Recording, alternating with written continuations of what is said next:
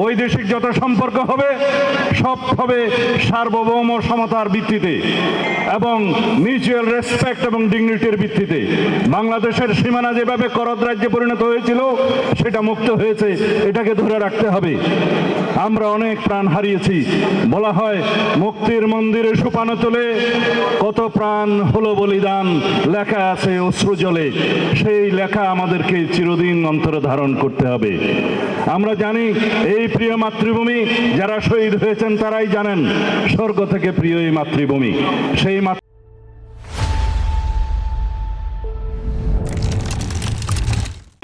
আমরা এখনো যারা বেঁচে আছি, যারা গুম হয়েছিলাম, যারা শহীদ হয়েছে, যারা ফেরত এসছে, তাদের সবার উদ্দেশ্যে আমাদের রক্ত কমলে গাথা আমাদের সেই বিজয় মাল্য উপহার দিয়ে আমি বিদায় নিচ্ছি। আমাদের একটাই বক্তব্য থাকবে, আগামী দিনে আমাদের যে গণতান্ত্রিক অগ্রযাত্রা, সেই অগ্রযাত্রাতে আমরা দ্বিমত পোষণ করব, ভিন্নমত পোষণ করব, বহুমত পোষণ করব, কিন্তু আমরা স্বাধীনতার সার্বভৌমত্বের জন্য একই রাস্তায় এগিয়ে যাব, সেটা যেন আমাদের উদ্দেশ্য হয়। খোদা হাফেজ।